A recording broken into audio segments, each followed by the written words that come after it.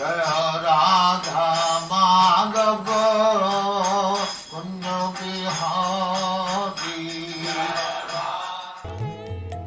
हरे कृष्णा। आज की वीडियो में आप सबका स्वागत है। इस वीडियो में हम ऐसे नरसिम्हदेव के बारे में चर्चा करेंगे जो अपने भक्तों के साथ सदैव उनके साथ में वार्तालाप करने में, उनके साथ में रेसिप्रोकेट करने में, कुछ आदान प्रदान करने के लिए सदैव लालायित रहते हैं। ऐसे नरसिम्हदेव के बारे में चर्चा करने वाले हैं। ये बहुत ही अद्भुत कथा है। अच्छा, तो पहले तो ये जानना है ना आप लोगों को कि उनका क्या नाम है। हाँ, ये है हमारे 8वें नरसिम्हदेव 9 नरसिम्हों में से, और इनका नाम है छत्रवट नरसिम्हा। अब भगवान नरसिम्हदेव का नाम छत्रवट क्यों पड़ा, इसके बारे में तो आपको कथा के अंदर पता चल जाएगा। पहले हम ये जान लेते हैं कि भगवान छत्रवट नरसिम्हदेव की जो कथा है ये कौन से भक्त के साथ में जुड़ी हुई है, किनको इनने दर्शन दिए और ऐसा क्या आदान प्रदान किया है इनने अपने प्रिय भक्त के साथ में। तो बिना कुछ समय का व्यर्थ करते हुए, विदाउट वेस्टिंग एनी टाइम, सीधा हम लोग ये पता कर लेते हैं कि उन भक्तों का क्या नाम है। आप में से काफियों ने दिव्य व्यक्तियों के बारे में सुना होगा, चाहे वो गंधर्व हो, सिद्ध हो, विद्याधर हो, चारण हो या किन्नर हो। ऐसे सिद्ध पुरुषों के पास में कुछ दिव्यता रहती है, कुछ एक ऐसी चीज रहेगी जिसमें वो बहुत ज्यादा प्रबल हो। खासकर हम जो इस भूलोक में मनुष्य रहते हैं उनसे बढ़कर इनके पास में सिद्धियां होती हैं। जैसे कि गंधर्वों के पास में गाने की कला होती है, किन्नरों के पास में डांस करने की, नृत्य करने की कला होती है, विद्याधर और सिद्धों के पास में बहुत ज्यादा ज्ञान, शक्ति और बोलने की कला होती है। तो इन गंधर्वों में से 2 गंधर्व जिनका नाम सुनने में आपको थोड़ी हंसी आ सकती है, लेकिन कोशिश करना कंट्रोल करने की, मैं भी कोशिश करूंगा। इनका नाम है हाहा और हूहू। बहुत आसान नाम है, याद करने की कोशिश करना, हाहा हूहू।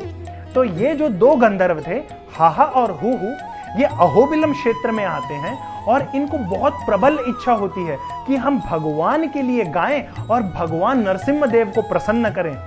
तो अहोबिलम क्षेत्र में बैठ के ये भगवान का अलग अलग प्रकार से उनका कीर्तन करते हैं, उनके बारे में गाते हैं, भगवान की अलग अलग लीलाओं को एक कीर्तन रूप में, एक गाने के रूप में बना के और भगवान को प्रसन्न करने का प्रयास करते हैं।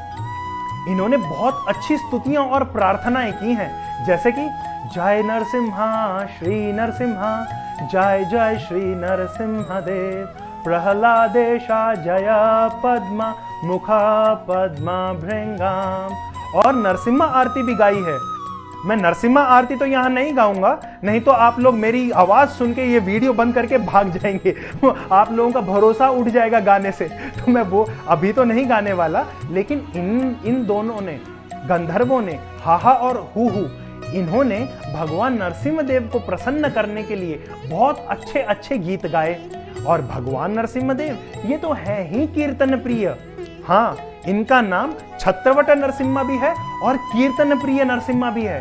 तो जैसे ही इन्होंने ये कीर्तन सुने, हाहा और हूहू से बहुत प्रसन्न हो गए और तुरंत इन्होंने दर्शन दिए। यस, हियर आई एम, ले लो मेरे दर्शन, ऐसे करके, और खूब प्रसन्नता से। और इतना ही नहीं भक्तों, मैंने जब बताया था ना कि भगवान आदान प्रदान कर रहे हैं, कुछ रेसिप्रोकेट कर रहे हैं अपने भक्तों के साथ में, तो यहाँ पे भगवान नरसिम्हदेव ने क्या किया, यहाँ पे भगवान नरसिम्हदेव खुश तो है ही, लेकिन साथ में कीर्तन के गा भी रहे हैं। चलो भाई, गाना तो नॉर्मल बात है, कोई बात नहीं, गा लिया। इतना ही नहीं, ये अपने शरीर से भी एकदम मगन हो जा रहे हैं वो कीर्तन सुन के। और किस प्रकार से मगन हो रहे हैं, भगवान ताल दे रहे हैं गाते गाते। और ताल क्या होता है, आप लोगों ने देखा होगा कि जब कोई क्लासिकल म्यूजिक गाता है, अलग अलग राग होती हैं उसमें, जैसे कि एक राग है भैरव राग। तो जब कोई इस प्रकार की रागों में गा रहा है तो उसके अंदर नोड्स होते हैं, एक बिंदु होते हैं, पॉइंट होते हैं, जिसको हम ताल बोलते हैं। वहां पे ऐसे ताल पटक नहीं दी जाती है हाथ पे, या तो ऐसे ऐसे ताल बजा लो या फिर अपने घुटने के ऊपर बजा लो। भगवान नरसिम्हदेव अपने हाथ पे ताल नहीं दे रहे हैं, वे अपने पैर पे ताल दे रहे हैं। अपने बाएं हाथ से, लेफ्ट हैंड से अपने पैर के ऊपर भगवान ताल दे रहे हैं। अगर आप भगवान का दर्शन करेंगे ना छत्रवट नरसिम्हदेव का, तो ध्यान से देखना, उनका जो लेफ्ट हैंड है वो उनके पैर पे रखा हुआ है और इसी मुद्रा में है, ताल मुद्रा में ही है कि वो ताल दे रहे हों। कि हाँ गाओ, और आहा बड़ा आनंद आ रहा है सुनते सुनते उनको ये गीत। इतना ही नहीं, भगवान नरसिम्हदेव के 4 हाथ हैं, एक तो ये ताल दे रहे हैं, दूसरे राइट हैंड से ये अभय हस्त है, भगवान आशीर्वाद दे रहे हैं अपने भक्तों को। राइट हैंड ऊपर चक्र पकड़ा हुआ है सुदर्शन, और राइट हैंड और लेफ्ट हैंड ऊपर यहाँ पे भगवान ने पांचजन्य शंख पकड़ा हुआ है। इस प्रकार से छत्रवट नरसिम्हदेव बड़े ही प्रसन्न मुद्रा में हैं। अब ये पता कर लेते हैं कि भगवान का नाम छत्रवट क्यों हुआ। ये केवल इस एक कथा के कारण नहीं हुआ। जैसे आप लोगों को याद होगा, हमने कारंज नरसिम्हदेव की कथा की थी। उनकी 3 लीलाएं एक कारंज वृक्ष के नीचे हुई थी, इसके लिए उनका नाम पड़ा कारंज नरसिम्हा। अच्छा, आप लोग भूल गए क्या वो कथा? और कुछ लोगों ने तो सुनी ही नहीं। अरे कोई नहीं, ये वीडियो खत्म होने के बाद में लिंक दिया हुआ है डिस्क्रिप्शन में, उस पे क्लिक कीजिए और कारंज नरसिम्हदेव की भी कथा जल्दी से सुन लेना।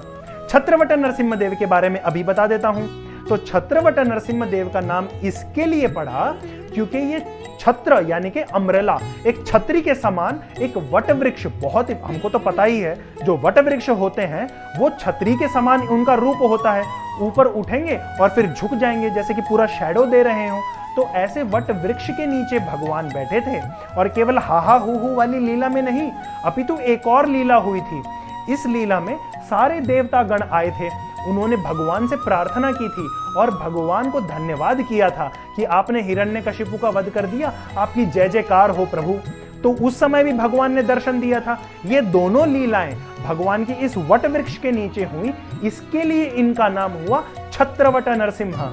अब आप ये चीज जरूर जानिए भक्तों, हमारे मन में कभी कभी ये बहुत ज्यादा कौतूहल आता है कि देखो मैं इतना नाम जप करता हूं, मैं तो भागवतम पढ़ता ही रहता हूं, मैंने तो भागवतम 10 बार खत्म कर ली, भगवद गीता खत्म कर ली, मंदिरों में जाते हैं, अरे हम तो तीर्थ यात्रा भी जाते हैं, अलग अलग पवित्र नदियों में हमने स्नान कर लिया, लेकिन फिर भी भगवान हमारी प्रार्थना नहीं सुन रहे, फिर भी भगवान हमारे साथ कुछ आदान प्रदान नहीं कर रहे।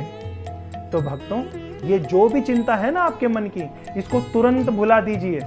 और अगर आपको यकीन नहीं आ रहा तो एक एडवर्टाइजमेंट आई थी ना, पहले इस्तेमाल करें फिर विश्वास करें। तो उसी प्रकार से आप पहले अहोबिलम क्षेत्र जाइए, भगवान को कुछ प्रदान कीजिए, कुछ सेवा उनको दीजिए, कुछ भी चलेगा। अगर आपको अच्छा गाना आता है तो भगवान के लिए अच्छे अच्छे भजन गाइए। ऐसा नहीं वहां जाके आप लोग श्रीवल्ली गाने लग गए, वो मत करना। भगवान के लिए अच्छे भजन कीर्तन गाइए। अगर आपको नृत्य करना आता है तो भजन कीर्तन में उनका कीर्तन गान जब हो रहा है उसमें भगवान के सामने नृत्य कीजिए, उसके अंदर आप भगवान को अलग अलग कलाएं दिखाइए। जैसे कि आप ड्रामा भी कर सकते हैं कि कैसे भगवान प्रहलाद के लिए प्रकट हुए।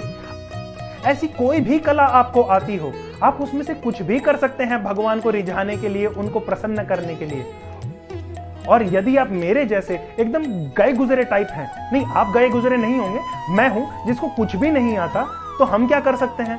हम केवल एक तुलसी दल लेके भगवान को अर्पण कर सकते हैं। अरे इसकी गारंटी तो भगवद गीता में दी हुई है प्रभु ने।